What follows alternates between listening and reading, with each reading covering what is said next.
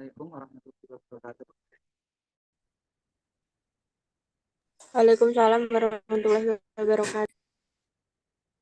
Di sini saya akan mempresentasikan metode kuantitatif dalam pendidikan. Perkenalkan, nama saya Sultan Syahridiatullah, NIM 2022-35004. Pengertian. Penelitian kuantitatif adalah suatu penelitian yang pada dasarnya menggunakan pendekatan deduktif induktif. Penelitian kuantitatif di bidang pendidikan adalah suatu desain penelitian bidang pendidikan yang bersifat mencakup pengumpulan dan analisis data kuantitatif serta menggunakan metode pengujian statistik. Tujuan penelitian kuantitatif pendidikan adalah untuk menguji hipotesis yang berkaitan dengan model pembelajaran dan teori-teori pembelajaran yang berkontribusi untuk mengembangkan pembelajaran dalam dunia pendidikan. Untuk mengambil datanya pun cukup mudah, yaitu dengan menggunakan teknik wawancara yang dilakukan secara berkala atau berstruktur, teknik tes atau teknik angket. Ciri-cirinya, cara sampling berdasarkan pada asas random untuk eksperimen murni atau non-random untuk eksperimen semu. Instrumen sudah dipersiapkan sebelumnya dan di lapangan tinggal digunakan. Jenis data yang diperoleh dengan instrumen sebagian besar berupa angka atau yang diangkakan. Pengumpulan data yang memungkinkan diperoleh data dalam jumlah banyak dan dalam waktu yang relatif singkat. Teknik analisis yang dominan adalah dengan menggunakan teknik statistik, baik statistik deskriptif ataupun inferental. Sifat dasar analisis penelitian deduktif dan sifat penyimpulan mengarah ke generalisasi.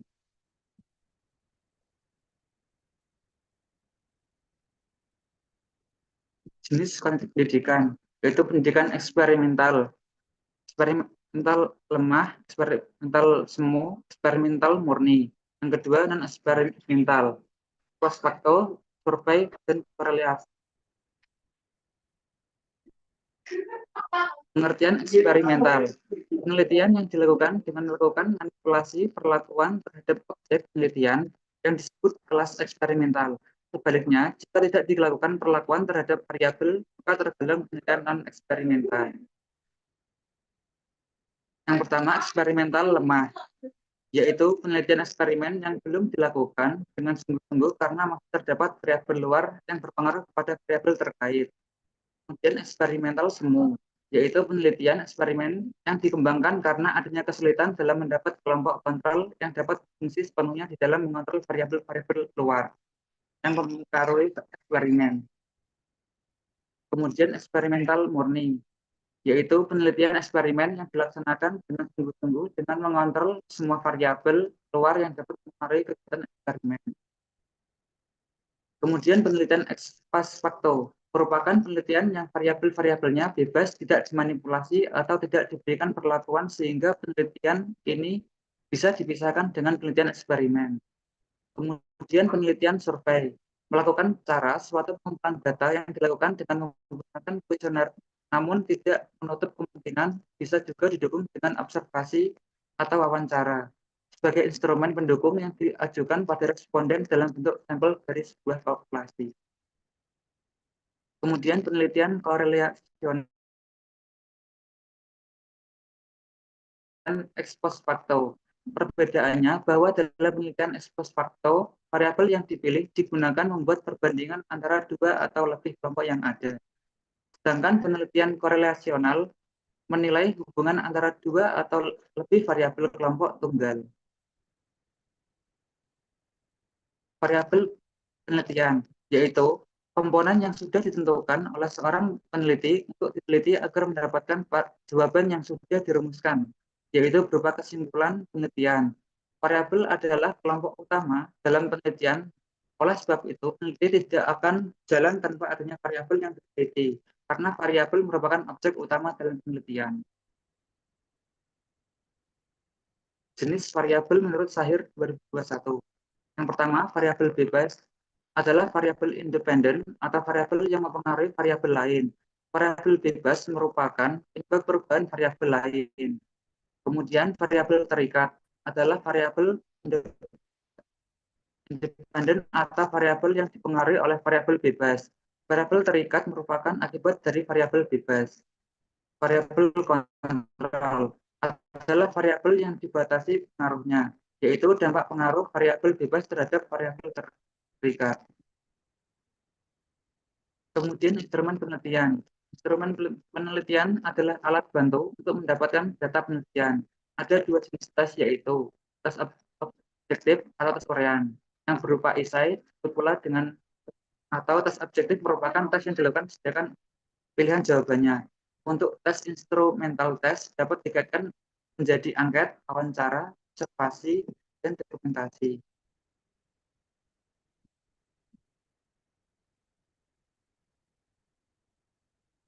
Langkah-langkah untuk mengembangkan instrumental. Yang pertama, menentukan tujuan penyusunan instrumental. Dua, mencari teori yang relevan atau cakupan materi. Yang ketiga, menyusun indikator butir instrumental atau soal. Empat, menyusun butir instrumen. Lima, validasi isi.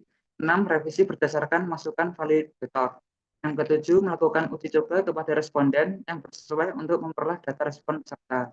Yang kedelapan, melakukan analisis. Yang kesembilan, merakit instrumen. Kemudian tahapan penelitian kuantitatif. Yang pertama, membuat rumusan masalah. Yang kedua, menentukan landasan teori. Yang ketiga, merumuskan hipotesis. Yang keempat, pengumpulan data. Yang kelima, mengolah data.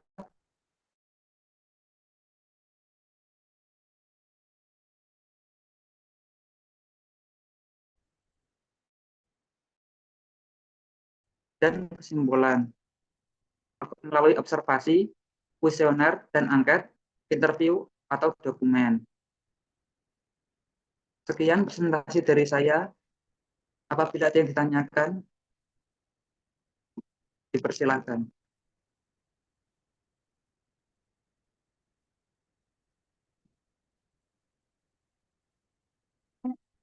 Silakan.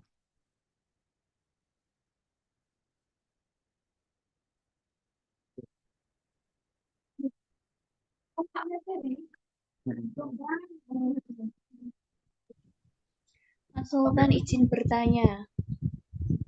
Iya. Contoh penelitian eksperimental lemah semu salah murni itu apa aja?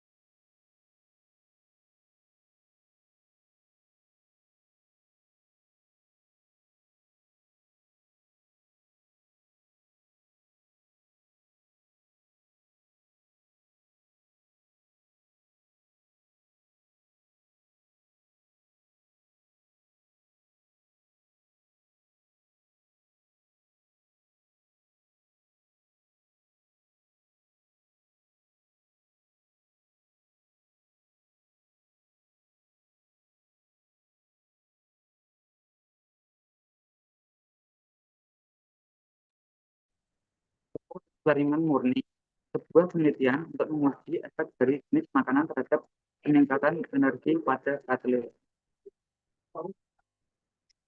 Kemudian eksperimen semu, contohnya penelitian yang ingin menguji efek pembelajaran daring terhadap hasil belajar siswa.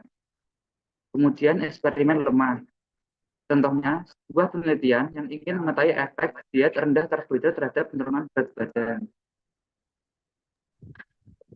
Ya, terima kasih Apakah Mas sudah Lurah. menjawab? Ya.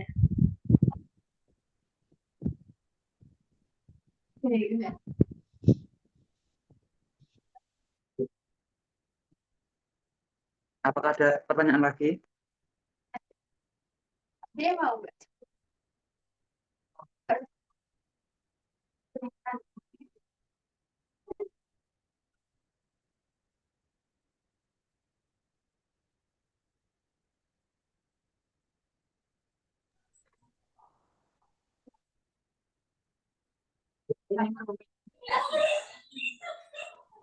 Izin bertanya. Berikan contoh judul penelitian kuantitatif. Terima kasih. Untuk contoh, judul penelitian kuantitatif yaitu pertama, analisa tentang keputusan konsumen dalam menentukan suatu produk berdasarkan merek. Kemudian, hubungan antara harga diri dengan konformitas pada remaja putri yang merokok. Apakah sudah menjawab? Ya, sudah. Terima kasih. Apakah ada yang ditanyakan lagi? Saya mau bertanya.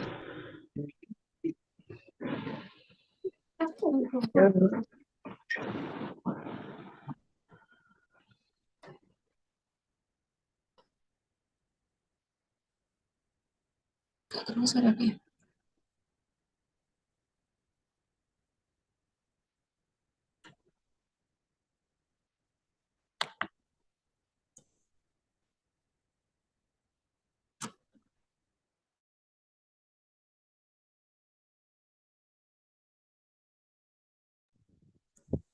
Ya, Mbak Kori, silakan. Tadi kan variabel ada 3. Variabel bebas, variabel terikat, sama variabel kontrol. Itu cara menentukan ketiga variabel itu bagaimana? Terima kasih.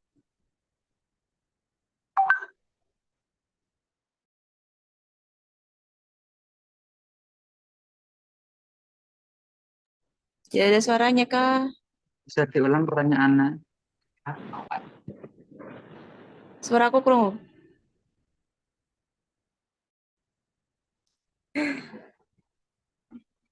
Tidak bisa.